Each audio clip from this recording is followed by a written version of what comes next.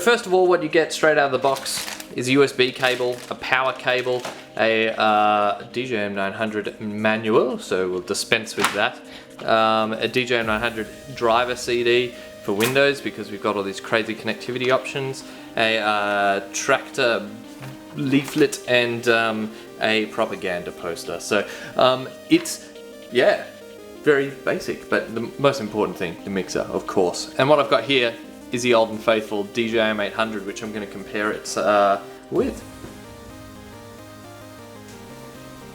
So the DJM-800 and the DJM-900 side by side look pretty much identical. They've got exactly the same layout, exactly the same style, with a few minor differences. The DJM-900 has 6 color effects, whereas the DJM-800 only has 4. There's more effects here in this effects section of the mixer, and there's also the introduction of this X pad, which is kind of like a Chaos touch sensitive pad, but only with one axis. It gives you a bit more control over your effects, so I'm really excited to try that out.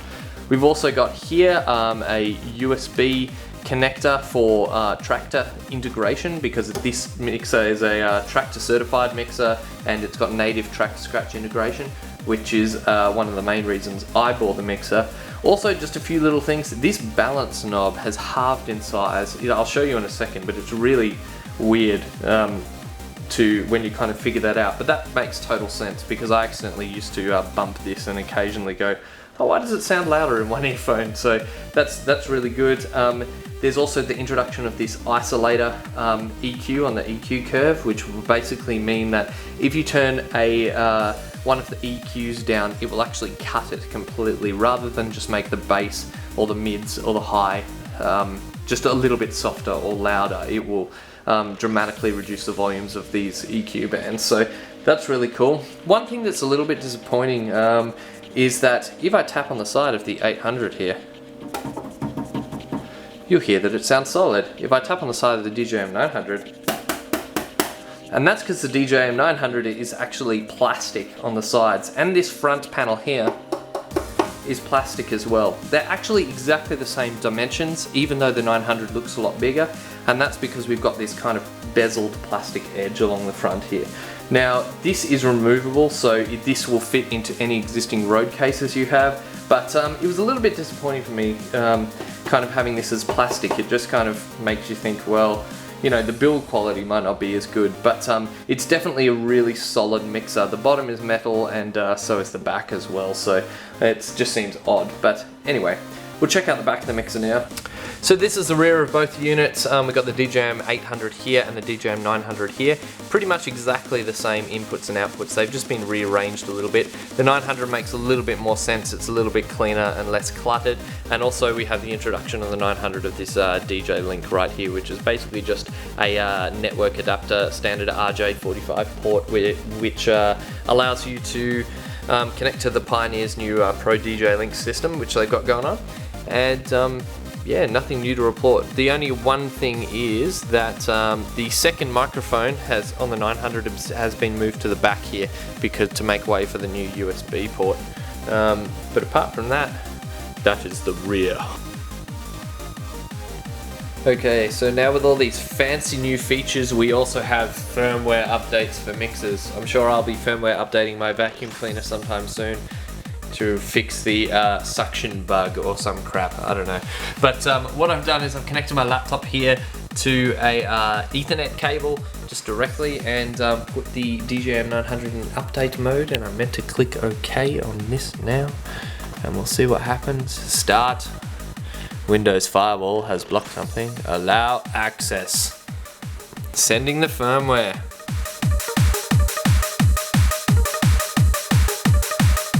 Well, that seemed to work fairly well. Sweet! So what I'm going to do now is talk about something a little bit more interesting, which is the effects on the DJM-900. So the first thing you'll probably notice is there's 6 color effects here as opposed to the 4 on the DJM-800, and we've got an X pad here in the beat effects section. And what I'm going to do is first talk about the color effects.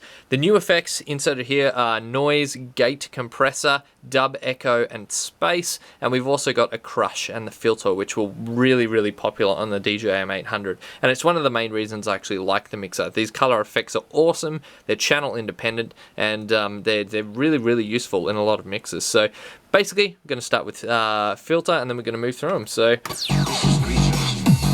as you'd expect, the filter is a filter.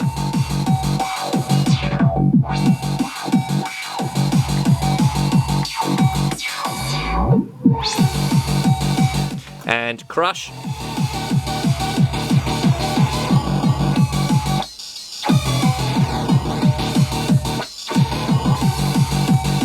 And noise is an interesting effect. It's one of the new ones on the 900, and basically what it is you don't need a track playing. It just adds noise to the channel with a different pitch.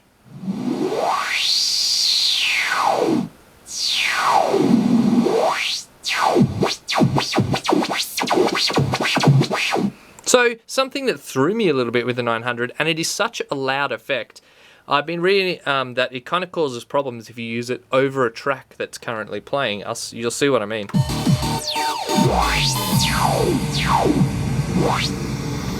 It's so loud, you can see we hit the reds up there straight away, and sometimes I've actually hit this noise button by accident and nearly tore the headphones off my head.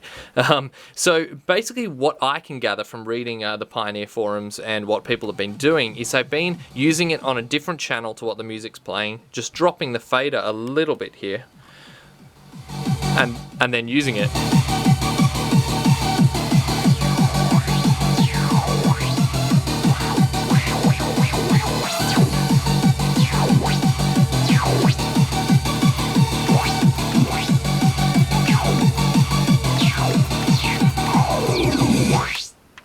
And yeah, so you can kind of control the volume, but have it independently on another channel. There's also space and dub echo, which are post fader effects, which mean that the effects last even if you drop the fader on a channel. So if we do space, it's kind of like a interesting echo.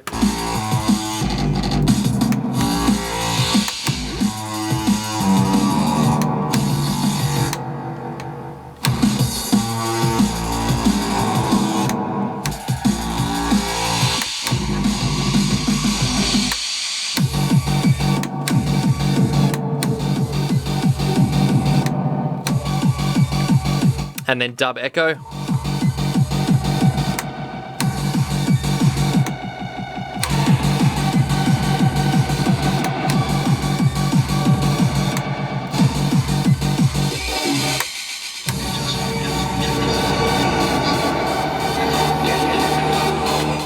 And also we've got a gator and a compressor.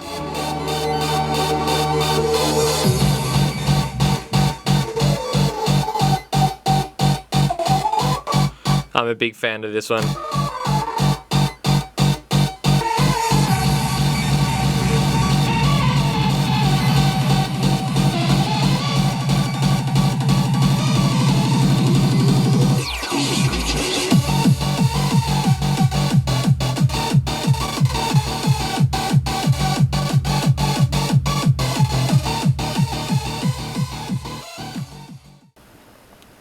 So just to recap with the color effects, basically what you can do as well is you can make noise with the color effects and then put beat effects on top of this effect. And I know that's probably really badly explained, but I'll just show you. It's pretty easy to demonstrate. If I make noise with the noise color effect, which like that, I can then put a filter on top of that, for example, in the beat effects section.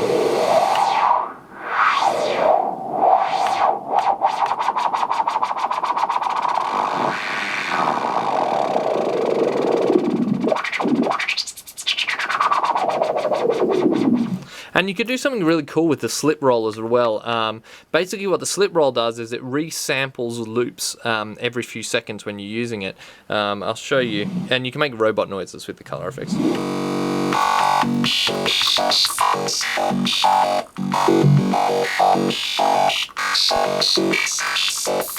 So now onto the beat effects. Basically this column is pretty similar in layout to the DJM-800 with the main addition of this X pad here.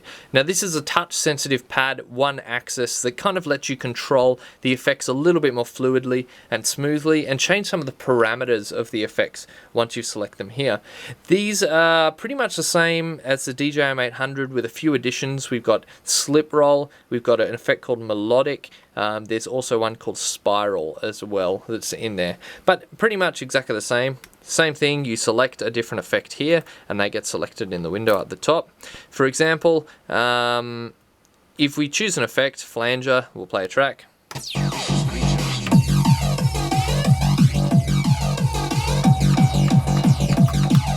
You can change the parameters here still with the beat stuff, but what you can do with the X pad is change the modulation of some of the effects as well. So I'll give you an example of that.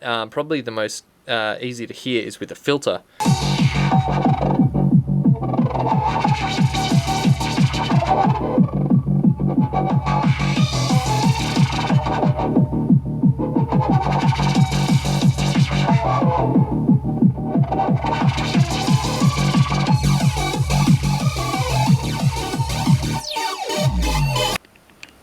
Also, you can use the X pad to actually turn on and off the effects without turning the on and pressing the on and off button here. So I'll show you an example.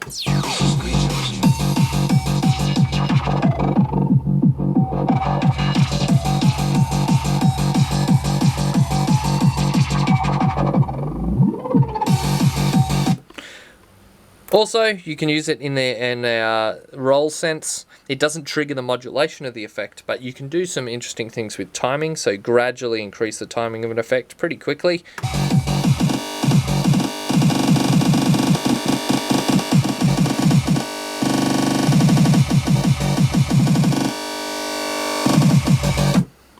And I'll show you the new effect, spiral.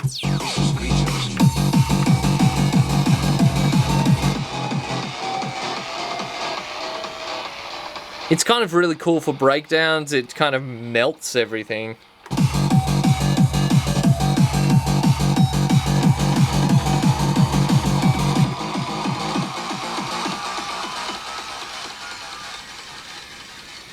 Which is really cool for the end of sets or fade outs or anything you're doing. But that's about it for the effects section, so pretty similar to the DJM-800, just with a few different modifications. Yeah. So I just wanted to demonstrate how much less clutter there is here because the DJM-900 has an inbuilt sound card for use with Tractor Scratch natively.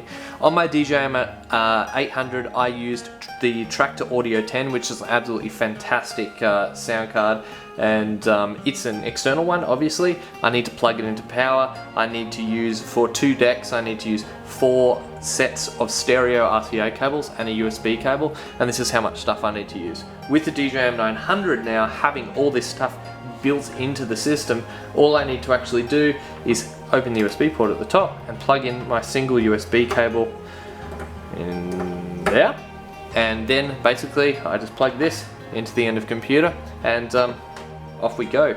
So there's a lot less clutter and it's a lot easier to set it up if you do DJ out at the clubs with Tractor. So now what I'm going to talk about is the Tractor integration. Now the DJM-900 only supports Tractor Scratch Pro 2, so if you have the original Tractor Scratch you'll need to upgrade. And as you can see, I've got a little light on the USB input there. I don't know if you can see it very well, but the USB cable, that is the only thing that's plugged in here. And we have these new Rotary Pots here at the top, which basically you now can select a digital, CD line, and one for USB. And basically what that does is you put your timecode CD in to your player, and then that just routes it to the computer. So if I hit play,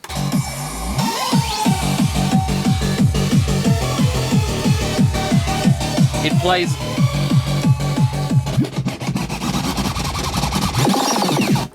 And it just plays on that. It just is a really clean and very elegant solution. It doesn't feel as though you're using digital DJing software. It's extremely low latency. I'm currently running about 5.2 milliseconds latency, so it's pretty much instant. and it feels like I'm using CDs, so it's absolutely awesome. And I think that's the main reason and the main advantage of the DJM-900 to get one. If you do digital DJing with track to scratch and you want really low latency, I found I could get about half the latency of the Audio 10 DJ, which, as I said before, is a fantastic sound card. But yeah, it's just a nice solution. So if I want to play a CD, I can just flick it over to CD. So, final thoughts on the DJM-900. I've been using it for about 3 weeks now and I'm absolutely loving it. It's a solid mixer from Pioneer, but it's nothing absolutely mind-blowing or revolutionary. If you're a Track to Scratch Pro 2 user, absolutely awesome though. With the internal sound card, works great.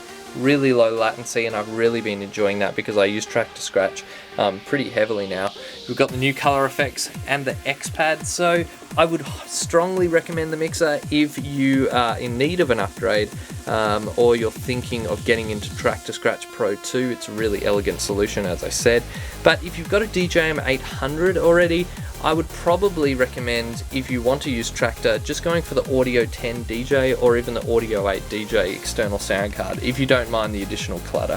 But I think it's going to be a good solution for clubs, especially if you use Track to Scratch, because the idea being is if you're a Track to Scratch user, you can just go in, plug in the single USB key, and it works. However, if someone before you is using Track to Scratch, it doesn't have two USB inputs, so you can't switch over seamlessly. You kind of have to stop the music, unplug the computer, plug in the next one. So it's a bit clunky like that. That would have been nice for the price tag. But yeah, you are getting a lot of mixer, but the price tag's pretty high as well. So I'm going to be using it for years. Love my DJM-800, really enjoying this. So again, highly recommend it. But if you've got a DJM-800 already and it works well, then probably hold off. But yeah, hope that clarified some of your questions, and I'll catch you later. See ya.